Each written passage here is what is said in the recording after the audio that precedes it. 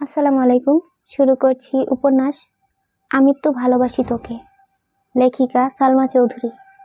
আপনারা যদি এই উপন্যাসের আগের পর্বগুলো না দেখে থাকেন তাহলে এই ভিডিওর এন্ড স্ক্রিনে সম্পূর্ণ প্লেলিস্টটি পেয়ে যাবেন, সেখান থেকে চাইলে আগের পর্বগুলো দেখতে পারেন। চলুন উপন্যাসের পরবর্তী অংশ শুরু করা যাক। আবির ভাইয়ের সাথে কথা বলেছে, এই খুশিতে মেঘ সারা বাড়ি ছুটছে।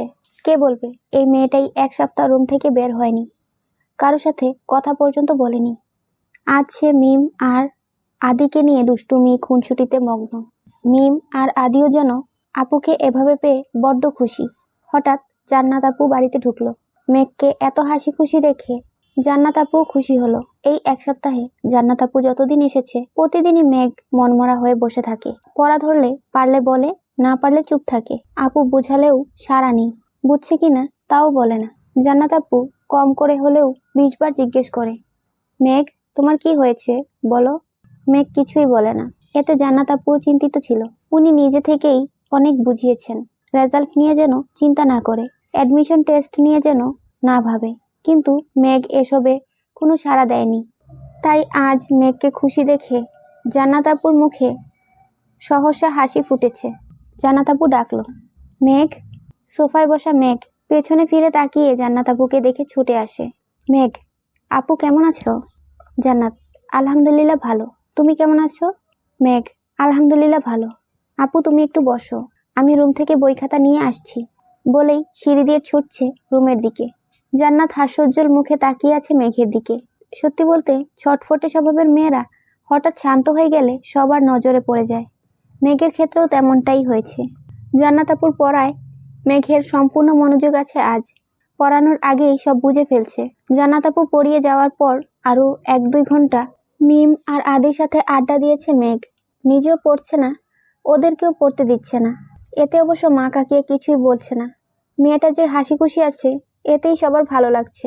মোজাম্মেল খান এবং আলী আহমদ খান বাসায় ফিরেছেন কিছুক্ষণ আগে। ফ্রেশ হয়ে খেতে বসেছেন। মেঘও আজ সবার সাথে খেতে বসেছে। আবির ভাইয়ের চেয়ারের দিকে তাকিয়ে মুচকি হাসলো। মনে মনে বলল, মিস ইউ আবির ভাই। আলী আহমদ খান মেঘকে জিজ্ঞেস করলেন, মেয়েটা ভালো পড়াচ্ছে তো আম্মু?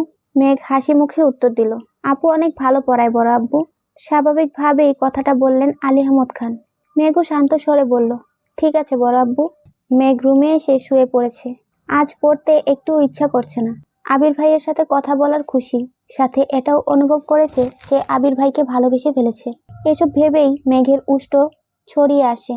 সহসা ডাটা অন করে আবির ভাইয়ের আইডিতে ঢুকে। সেদিন রাগ করে ছবি ডিলিট করার পর আর ছবিগুলো ডাউনলোড করেনি। আজ আবার ইচ্ছা হলো ছবিগুলো সেভ করার। এখন আর রাগ অভিমানে আবির ভাইয়ের ছবি ডিলিট করবে না, এই প্রতিজ্ঞা করলো। আবির ভাইয়ের আইডিতে ঢুকতেই একটা পোস্ট চোখে পড়ে। আমার স্বপ্নগুলো হাতছানি দেয় সন্ধ্যা তারার মাঝে। সাথে কক্সবাজার সমুদ্র সৈকতে তোলা একটা ছবি। 2 ঘন্টা আগেই পোস্ট করেছেন। মেঘ সঙ্গে সঙ্গে ছবিতে কেয়ার রিয়েক্ট দিল। একটা লাভ ইমোজিও কমেন্ট করলো।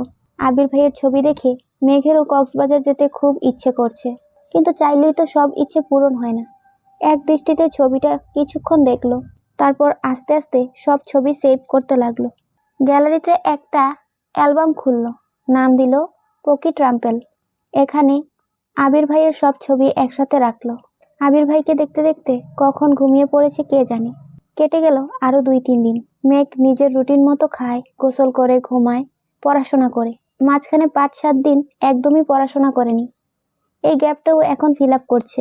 ক্লান্ত লাগলে আবির ভাইয়ের ছবি দেখে। আজ কোচিং টিউশন কিছু নেই, তাই দুপুরে খেয়ে ঘুমিয়েছে মেঘ। বিকালে ঘুম থেকে উঠে ফ্রেশ হয়ে নিচে আসে কফি খাওয়ার জন্য। নিচে আসতেই চোখ পড়ে মিম আর আদি অনেক গিফট ছড়িয়ে দেখছে। মেঘকে দেখেই আদি ছুটে যায় মেঘের কাছে। আদি, আপু দেখো ভাইয়া কত গিফট নিয়ে এসেছে আমাদের জন্য। অনেকগুলো শামুক এনেছে, সবার নাম লেখা। আসো আসো। এর মধ্যে মিম 2টা শামুক নিয়ে এসেছে। দেখো আপু, তোমার নামের একটা, আমার নামের একটা। মেঘ এক পলক তাকালো শামুকের দিকে। শামুকগুলোর উপর সুন্দর করে ভাসছে নামটা। মেঘ উত্তেজিত কণ্ঠে জিজ্ঞেস করলো, আবির ভাই কখন এসেছে? মিম হাসি মুখে উত্তর দিল, কিছুক্ষণ আগেই এসেছে। মেঘ আর কিছু না বলে সিঁড়ি দিয়ে ব্যস্ত পায়ে উঠতে লাগলো। মিম পেছন থেকে ডাকলো, আপু কোথায় যাচ্ছ? আরো গিফট এনেছে ভাইয়া, আসো দেখে যাও। মেঘ গলা উঁচু করে বলল, একটু পরে আসছি। হুটোপুটি করে উঠে অন্তহীন ছুটে আবির ভাইয়ের রুমের দিকে। ঠিক দরজার সামনে এসে থামে। উত্তেজিত হাতের ধাক্কায় চাপানো দরজা সহসা খুলে গেল। আবির শাওয়ার শেষ করে কোমরে টাওয়াল জড়িয়ে উন্মুক্ত শরীরে ওয়াশরুম থেকে বের হয়েছে মাত্র। সারা শরীর বিন্দু বিন্দু পানিতে চিকচিক করছে। প্রশস্ত বুকের লোমগুলোতেও পানি জমে আছে। চুল থেকে টপ টপ করে পানি পড়ছে। মেঘের দিকে নির্বাক চোখে তাকিয়ে আছে আবির। মেয়েটার এলোমেলো চুলগুলো উড়ছে এদিক সেদিক। এই কয়েকদিনেই অষ্টাদশীর মুখটা মলিন হয়ে গেছে। গায়ের রঙও কিছুটা চেপে গেছে। গভীর দৃষ্টিতে তা পরখ করতে ব্যস্ত আবির। এদিকে আবির ভাইয়ের আবেশিত নেশাভরা চোখের চাহনিতে অষ্টাদশীর কোমল মনে অশান্ত অস্থির ঢেউ আছড়ে পড়ে। মনে হচ্ছে সিডর, আইলা, জলোচ্ছ্বাস সবকিছু একসাথে হানা দিয়েছে। এতদিন পর প্রিয় মানুষটাকে দেখছে, তাও আবার এই অবস্থায়। আবির ভাইকে এই অবস্থায় দেখে মেঘের অন্তঃস্থলে শিহরণ জাগে। মেঘের মনে আকস্মাৎ গান বেজে উঠল। দৃষ্টিতে যেন সে রাসপুতিন, খুন হয়ে যাই আমি প্রতিদিন, নামধাম জানি সাথে তার সবকিছু, তবুও নিলাম আমি তার পিছু। টেনে হিচড়ে অনেক কষ্টে দৃষ্টি নামালো মেঘ। বক্ষস্পন্দন জোরালো হলো। অষ্টাদশীর ভেতরটা ভরে এলো। এ যেন প্রশান্তির হাওয়া। আবির তখনও দুর্বোধ্য দৃষ্টিতে তাকিয়ে আছে অষ্টাদশীর পানে। মেঘ গলা খাকারি দিয়ে দীর্ঘশ্বাস ফেলে মাথা নিচু করে কাঁপা কাঁপা কণ্ঠে বলল, সরি। আবিরের এবার হুঁশ ফিরে অবাক চোখে তাকিয়ে কপাল কুঁচকে বলল, সরি কেন? মেঘ কণ্ঠ খাদে নামিয়ে জবাব দিল, অসময়ে চলে এসেছি তাই। এটুকু বলেই চলে যেতে নেয় মেঘ। আবির হঠাৎই গম্ভীর গলায় বলে উঠল, দাঁড়া, কি বলতে এসেছিলি বল। মেঘ তৎক্ষণাৎ শীতল কণ্ঠে বলল, ভুলে গেছি। আবির কয়েক সেকেন্ড থাকলো, ঠোঁটের কোনায় দুষ্টু হাসি। নিরুদ্বেগ কণ্ঠে বলল, মনে করে বলে তারপর যাবি। আবির ভাইয়ের কথা শুনে মেঘের হাত পা কাঁপাকাঁপি শুরু হয়ে গেছে। আবির ভাই থাপ্পড় দিবে না তো? মেঘ নরম স্বরে আস্তে ধীরে আবারও বলল, সরি আবির ভাই, এভাবে আর রুমে ঢুকবো না, সরি। আবির কণ্ঠ দ্বিগুণ ভারী করে বিরক্তি নিয়ে বলল, এত ন্যাকামি করিস কেন মেঘ? তুই কি চাচ্ছিস? এখন আমি চিৎকার করে বাড়ির সব মানুষকে জড়ো করে বলি, ও মা গো, ও বাবা গো, মেঘ আমার সর্বনাশ করে ফেলেছে, আমায় খালি গায়ে দেখে ফেলেছে, এখন আমার কি হবে? আবির ভাইয়ের মুখে এমন কথা শুনে মেঘ হা করে তাকালো আবির ভাইয়ের দিকে। আবির ভাইয়ের খালি গা দেখে মনের ভেতর পুনরায় উথাল পাতাল শুরু হয়ে যাচ্ছে।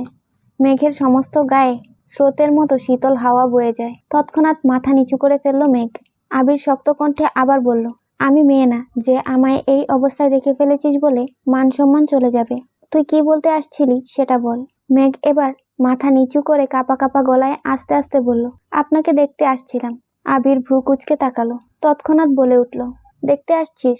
দেখ, খোঁজ নে আমার, এত ফর্মালিটি করিস কেন? মেঘ নরম স্বরে বলল, দেখেছি, এখন আসি। ঘুরে পা ফেলতেই আবির ডাকলো, তোর সাথে কথা আছে, বস এসে। মেঘ ঠায় দাঁড়িয়ে পড়ল সেখানে।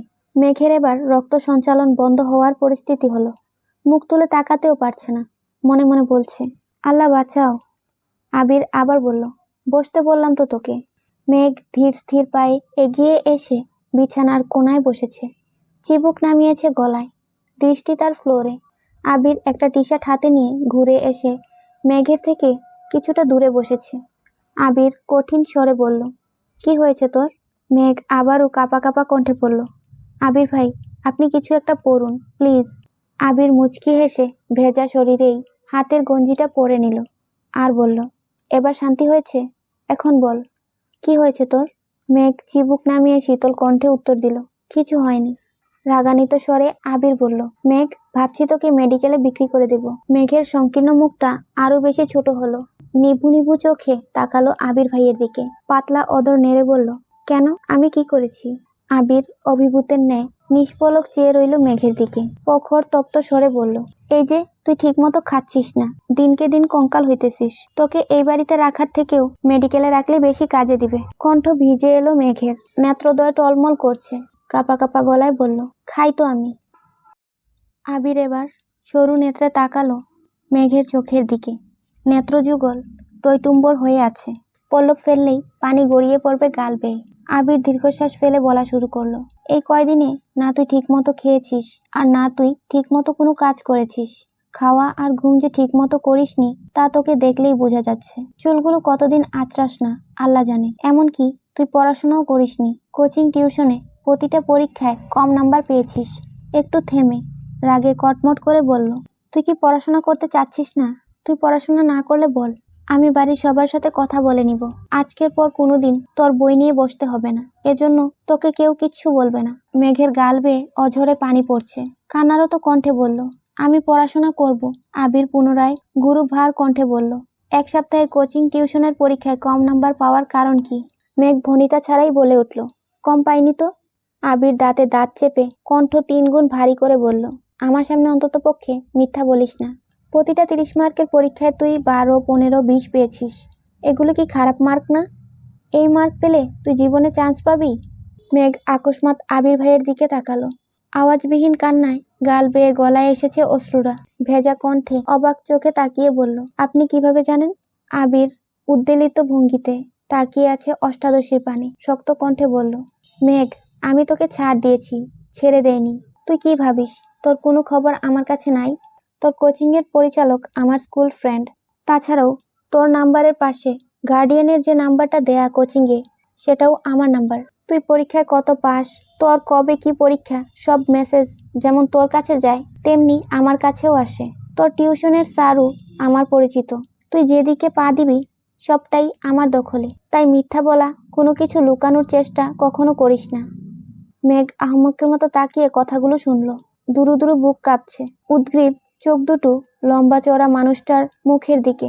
কান্না থেমে গেছে। গালে পানির দাগ স্পষ্ট। উদ্বেগহীন চাহনি আবির ভাইয়ের। কয়েক মুহূর্ত চোখাচোখি হলো দুজনের। শেষমেশ আবির ভাই দৃষ্টি ফেরালো। মেঘ আর কিছু বলার ভাষা খুঁজে পাচ্ছে না। চুপচাপ পা বাড়ায় দরজার দিকে। আবির সহসা ডাকে, দাঁড়া। মেঘের পা কাঁপছে।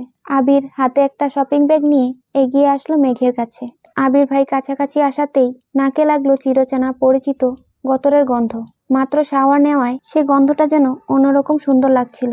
আবির ভাই শপিং ব্যাগ এগিয়ে দিল মেঘের দিকে আর বলল, এগুলো তোর জন্য। আর আজকের পর পরীক্ষা, পড়াশোনা, নিজের যত্নে একটুখানি ত্রুটি যদি আমি দেখি তাহলে আর মুখে কিছু বলবো না। যা এখন। আবির ভাইয়ের ঠান্ডা হুমকিতে কম্পিত হলো অষ্টাদশীর দেহ। আঙ্গুল শুদ্ধ কাঁপছে। কাপা হাতে শপিং ব্যাগ নিয়ে ছুটে পালালো রুম থেকে। নিজের রুমের দরজা ঠেলে ভেতরে ঢুকলো। শপিং ব্যাগটা বিছানার পাশে রেখে বিছানায় শুয়ে পড়লো মেঘ। শপিং ব্যাগটা খুলে দেখার ইচ্ছেও করছে না।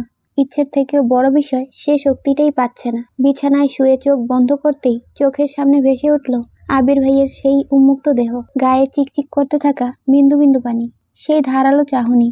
অষ্টাদশীর হৃদয়ে লাগছে বসন্তের হাওয়া। হৃৎপিণ্ডের কম্পনের মাত্রা এতটাই তীব্র যা সহ্য করতে না পেরে মেঘ ডান হাত দিয়ে চেপে ধরেছে, কিন্তু তাতেও যেন কম্পন থামছে না। সহসা চোখ মেলে তাকালো মেঘ। চোখের সামনে থেকে যেন আবির ভাই সরছেই না। চোখ বন্ধ করলেও আবির ভাইকে দেখছে, চোখ মেলে তাকালেও আবির ভাইকে দেখছে। আর বারবার মাথায় আসছে আবির ভাইয়ের বলা কথাগুলো, মেঘ, তোকে ছাড় দিয়েছি, ছেড়ে দেইনি। আবার মনে হচ্ছে তুই যেদিকে পা দিবি সেটাই আমার দখলে। এসব ভেবেই বারবার কেঁপে উঠছে অষ্টাদশী। সাথে এক অন্যরকম অনুভূতি কাজ করছে। প্রতিটা মেয়েই চায় তার প্রিয়জন তাকে আগলে রাখুক, চোখে চোখে রাখুক। তেমনি মেঘের কাছে আবির ভাইও প্রিয় মানুষ। আবির ভাই যদি বোনের নজরেও দেখে, তারপরও সে মেঘকে নিয়ে ভাবে। এটা ভেবেই মানসিক শান্তি পাচ্ছে মেয়েটা। এভাবে চলল 30 মিনিটের উপরে। তারপর ঘুমের দেশে তলিয়ে গেল মেঘ। উঠল ঠিক সন্ধে নামার আগে। ফ্রেশ হয়ে এসে তৎক্ষণাৎ শপিং ব্যাগটা টেনে আনলো নিজের কাছে। শপিং ব্যাগটা উল্টে সবগুলো জিনিস বিছানার উপর ফেললো। অনেক ছোট ছোট জিনিস এলোমেলো হয়ে পড়ে আছে বিছানার উপর। কম করে হলেও 15-20টা হাতের ব্রেসলেট, মুক্তার মালা, কানের দুলের সংখ্যা অগণিত। মনে হচ্ছে উনি বেঁচে দেখার সময় পাননি। যা পেয়েছেন সব নিয়ে নিয়েছেন। বড় একটা শামুকে লেখা মাই পারসিউট, আরেকটা শামুকে লেখা মাহদিবা খান মেঘ। এছাড়াও অসংখ্য ছোট ছোট শামুকে একটা কাচের বয়াম ভরা, যার সবগুলো আবির নিজের হাতে কুড়িয়ে এনেছে। এগুলো বাদে আরো যা যা সাজার জিনিস ছিল, খাবার জিনিস যেগুলো টেস্ট ভালো, এগুলো দিয়েছে মেঘকে। মেঘ বিস্ময়কর চোখে তাকিয়ে দেখছে সবগুলো জিনিস। প্রিয় মানুষের নাম অথবা প্রিয়জনের কণ্ঠ যেখানে আকাশ সমান মন খারাপ দূর করতে সক্ষম, সেখানে তার দেয়া সামান্যতম উপহারও অমূল্য সম্পদ। আবির ভাই যে তার কথা ভেবে আলাদাভাবে জিনিসগুলো এনেছেন, এতেই যেন অষ্টাদশী খুশিতে আত্মহারা হয়ে গেছে। একটা মুক্তার মালা গলায় পড়ল, 2 হাতে 2টা ব্রেসলেট, কানেও দুল পড়ল 1 সেট, ঠোঁটে হালকা গোলাপি কালার লিপস্টিকও দিল। উত্তেজিত পায়ে বাইরে বের হলো নিজের রুম থেকে।